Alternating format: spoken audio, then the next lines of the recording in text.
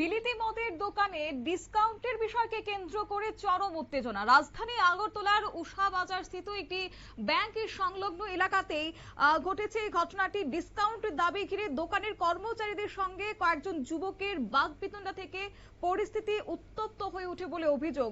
দোকান কর্মচারীদের দাবি হচ্ছে যে কয়েকজন যুবক দোকানে এসে মদের উপর বিশেষ ছাড় দাবি করেছেন, আর সেই সময় দোকানের মালিক উপস্থিত না থাকায় বিষয়টি নিয়ে কর্মচারীদের সঙ্গে তাদের তর্ক বিতর্ক শুরু হয়েছে। অভিযোগেও যে খবর পেয়ে মালিক ঘটনাস্থলে পৌঁছানোর কিছুক্ষণ পর প্রায় 20 থেকে 30 জন যুবক দোকানে এসে গেটে তালা ঝুলিয়ে দেন এবং কর্মচারীদের উপর হামলা চালান।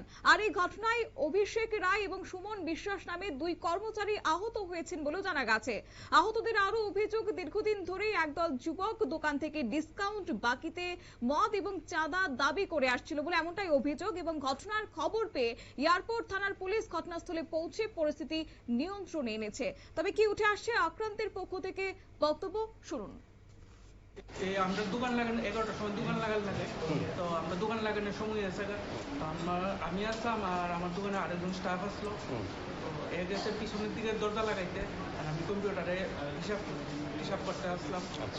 তো সেই সময় ওই যে আকাশ বুঝছে তাই না আইসে, তাই না আয়া মাল যেতেছে। তা আমরা কাজ করতেছি, ফিনিশিং দিতেছি, তো আমরা উত্তপ্ততা একটা রয়েছি না। তো সে এর মধ্যে ভিতরে ঢুকে গেছে। কয়জন আসছিল? তখন একজনই আসলো, তারপরে এর ভিতরে ঢুকে গেছে। দোকানের ভিতরে দোকানের নিয়ম আমরা নাই, অন্য কেউ।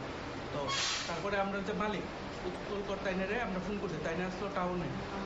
তো তাইনারে ফোন করছি, তাইনে আইসে দৌড়াই।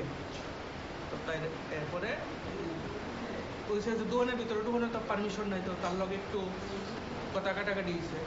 তো যাই হোক, তারপরে হেরা গেছে গা। আমরা এই যে বাইরের গেটটা আসলো, বাইরের গেটের উপরে তালা দিয়ে তারা অনেক বড় দল বলে আসলো, তালা দিয়ে তারা গেছে গা। আনুমানিক কতজন আসছিল তারা?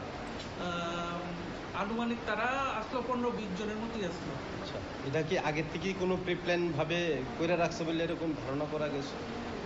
এবং যেহেতু এটা এফএল সব টার্গেট তো অনেকেই করে রাখে। আচ্ছা, আপনাদের দোকানটা কিসের? এফএল সব, লিকার শপ। তো তারপরে তারা, আমরা তো বাইরে তো সময় মতো আমরা বাড়িতে পারি না, বাইরের থেকে গেট লক, আর তারাও আটকে রাখা হয়েছিল। সেও টপকে গেছে গা, বাইরে থেকে তালা দিয়ে তারা গেছে গা, সম্ভবত থানায় গেছে। ওই লোকটি কি লোকাল নাকি? লোকাল। আচ্ছা। তো তারপরে আমরা 112-তে ফোন করলাম। তো তারপরে পুলিশ তারা আইলো। এরপরে পুলিশ আপনারা শুনলেন আক্রান্তের অভিযোগ, এবং সেখানেই শেষ নয়। পুলিশ প্রক্রিয়া শেষে বাড়ি ফেরার পথে আবারও তাদের পথ অবরোধ করে হেনস্থা ও মারধর করা হয়েছে বলে দাবি আহত কর্মচারীদের।